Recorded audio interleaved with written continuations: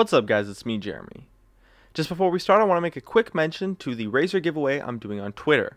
I'll be giving away a Razer Death Adder Chroma, a pretty sweet gaming mouse especially for League, as well as one $25 RP gift card for the NA server for second place on my Twitter page at Gaming Curios. All you have to do is follow my Twitter page and favorite and retweet the giveaway post that will be up by the time this video goes live. Once again, that is at Gaming Curios, and I'll randomly select the giveaway winners next week. Good luck and have fun, and once again, this is on Twitter at Gaming Curios. Anyways, as the meta shifts occur, so do the changes in the strongest champions. So here are my top picks for each role for the Overpowered champion in patch 5.1. Let's get started. For top lane, we have a pick that might actually surprise you, and it's Lissandra. Lissandra's strength in solo queue comes mainly from her low difficulty mechanics and of course her amazing point and click crowd control ultimate. She's basically an AP ranged top laner with a ranged Warwick ultimate. Her AP ranged nature gives her a great laning phase versus all melee top laners and versus a large amount of ranged ones too, since you force your opponent to get some MR, which is definitely not the most optimal build path for top laners to take for team fights. And the pick potential and ease that she has with her ultimate is just fantastic, especially since she has additional crowd control to follow it up, and some mobility to gap close for the crowd control to create that pick potential or to easily escape things like ganks. Not to mention her wave clear helps out a ton when pushing and defending, making her a fantastic champion in the game right now. For mid lane, we actually have Akali. Due to the nature of solo queue, people really don't have an easy time playing against Akali, since players don't really buy pink wards and sweepers with her very often, and her snowballing ability is just insane. An Akali that gets fed will steamroll the entire game, and with her insane mobility as well as her high damage and sustain, it's easy to do just that. In a meta where everyone is playing squishy mid laners, it's quite easy to succeed on Akali, as well as in the dive heavy team comps that have been taking place recently. Your team will be able to help you out a ton when you dive in fights.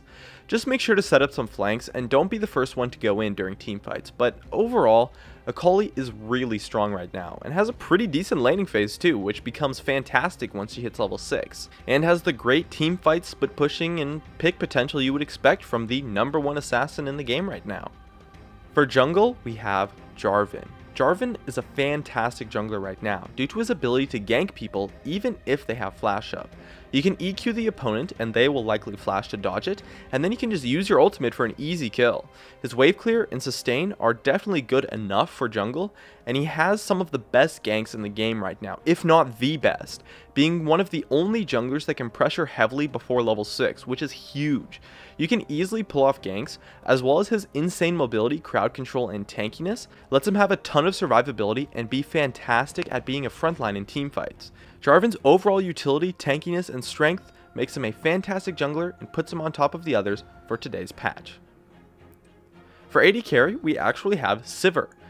Sivir's laning phase has definitely become one of the strongest due to her having pretty much no bad matchups in the game right now, while having high enough early game damage to definitely pick up some kills and have that much needed kill pressure during the laning phase.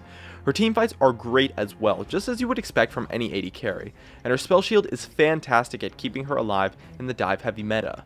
And of course, let's not forget her ultimate, and oh man, is that thing amazing at catching people out.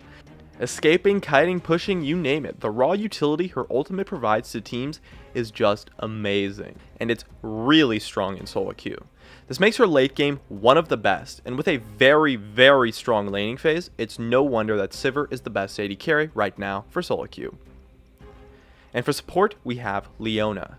Tanky initiation supports are really strong right now, since they can help the dive heavy meta by being a frontliner for your team, while also providing huge kill pressure in the laning phase, unlike some of the squishier supports that, although do well versus the dive heavy meta, don't have as much kill pressure, kind of like Janna. Leona's great initiation potential and kill pressure helps you start fights and catch out opponents with ease. Not to mention her laning phase is one of the best right now, and with Leona's bad matchups being played less and less, you'll often find yourself versus an opponent who is squishy enough for you to easily pick up some kills. She does a great job in the support role and has fairly easy mechanics to play as well, and as such is a very strong champion on today's patch. Anyways, that just about wraps up my list. My name is Jeremy, and that's it for my video on Overpowered Champions on patch 5.1. Be sure to check me out over at twitch.tv/Jeremy_GamingCurios. Stay connected at facebook.com/GamingCurios. Tweet me at GamingCurios. Drop a like, share this video, and make sure to subscribe for some more awesome content in the future. And as always, thank you so much for watching, and I'll see you guys next time.